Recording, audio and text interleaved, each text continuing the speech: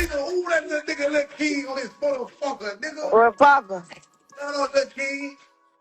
That shit what you Hey, got going? King, when you were texting me on Instagram, I knew that when you were texting me, King. All right, so Beyonce is officially a billionaire now, apparently thanks to her last tour. I mean, okay, we can all sleep a little better knowing Queen Bee has hit that milestone. I guess Jay-Z reached billionaire status back in 2019 with the sale of a bunch of his companies like Ace of Spades to Moa, if I'm not mistaken.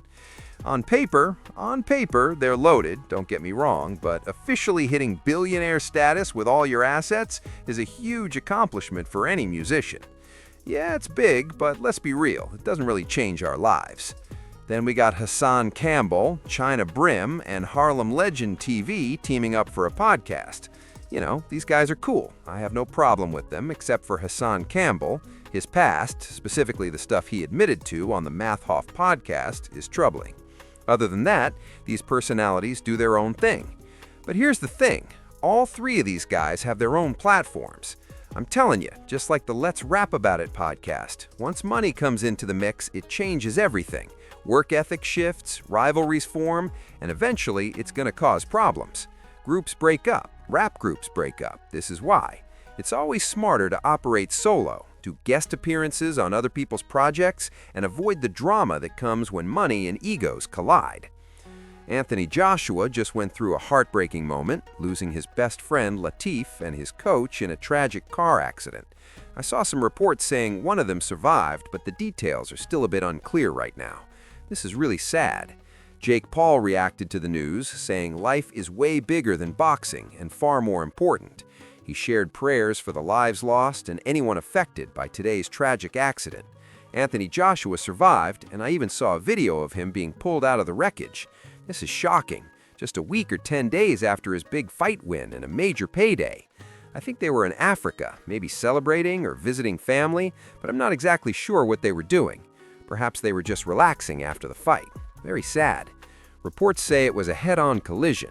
Condolences go out to his family. Now, switching gears, there's some drama with Remy Ma going shopping for furs and people making a whole story about it. Apparently, someone said, when your husband buys you a fur with his best friend's money, referencing how he always talks about Clarissa Shields as his best friend. And yes, we know she's wifed up to Papoose. Remy Ma joked, I don't know about y'all, but I love Christmas shopping. Buy a gift for someone, then buy one for me. Buy another gift for someone, buy 2 gifts for me. Buy a gift for someone, buy 3 gifts for me. Crystal and Shadow Fox combo, by the way. Sidebar, it's way too cold to be out here flaunting faux fur for boxing or whatever, so don't even come at me about it. And then, apparently the best friend was buying herself gifts at Louis Vuitton. Nobody was buying her anything, she did it herself. A$AP Rocky is talking about his new album coming out, which he says is going to be a wild mix of genres. He explained that now, with Rihanna and being comfortable, he doesn't have to stress about making commercially successful music, so he's going to let creativity run free. Jazz, experimental stuff, whatever comes to his mind. Honestly, I'm just warning you, it might be a mess. A lot of people have been talking about it already. Dropping garbage lately, that's the vibe. We'll get into that in just a second. And look, some of you might hate me for my take, but I'm telling you, too much stuff has been straight up garbage lately. For some reason, Kanye West and his girlfriend, or wife, whatever, they're out here doing their thing, and it always confuses me. I don't see any kids around. Are you hitting up Disneyland or Disney World with no kids? Bro, that's why I'm like, what's going on? Honeycomb Brazy, he's got that 14-year-old kid that Finesse 2 times used to watch over, the one he's beefing with now. For some reason, he's actually beefing with a 14-year-old. Honeycomb Brazy got him on the line. Let's hear what he has to say. That nigga, ooh, that little nigga, little king on his motherfucker, nigga. What poppin'? Shout out little king. That shit what you got going? King, when you were texting me on Instagram, I knew that when you were texting me, King. Nah, for real, what you got going? When you were around that bitch ass nigga, I knew that when you were texting me. I knew that when he was texting me off your page. Abrasion. I knew that bitch ass nigga texting me off your page. King. You. What you got going? You good, old little homie? Man, I'm just chilling. Yeah, you don't never need that bitch ass nigga finesse no more, cause it's real niggas out here gonna make sure you straight, King. No bullshit. How is this guy gonna make sure he's straight? He doesn't sell any music.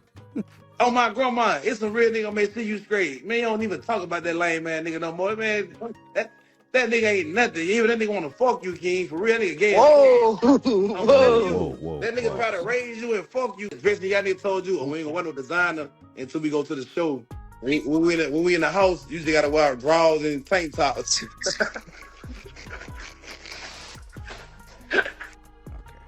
I mean, they just gotta stop, bro. At this point, it's not even entertaining anymore, you feel me? Finesse 2 times and honeycomb brazy beefing? Like, why? What even is that? So Benzino came out and cleared things up about Athena, saying he, Benzino, and Bobby V were involved. Obviously, probably a lie. Bobby V already responded, saying anyone spreading stuff like that about him now is getting taken to court. Remember that whole drama years ago with Bobby V getting accused of something wild in a hotel?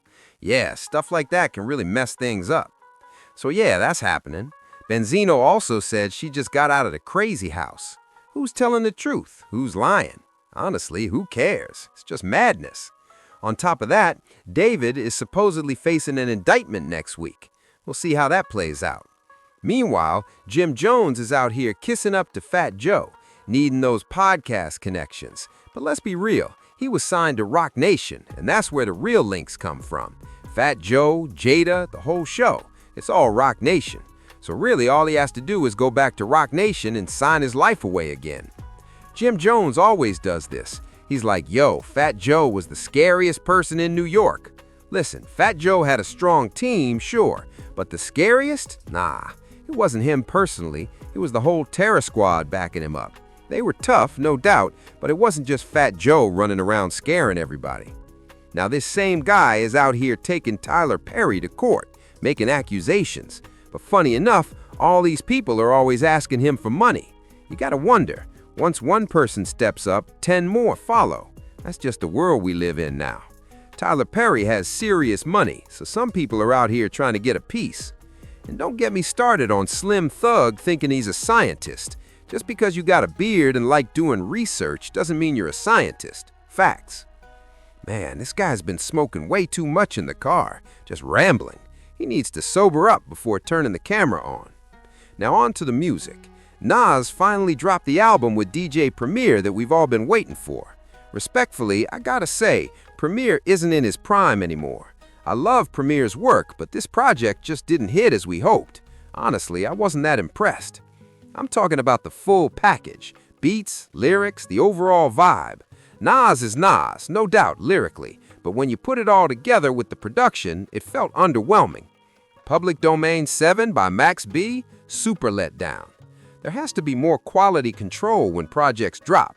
You can't just throw something out there anymore. This isn't 10 or 15 years ago when fans would just consume anything. People are way more selective now. Weirdly enough, some mumble rap still slips through and blows up, but albums like this, not so much. Anyway, this is Jordan Tower with JT News. Smash that like button, hit subscribe, and I hope you're having a good start to the new year.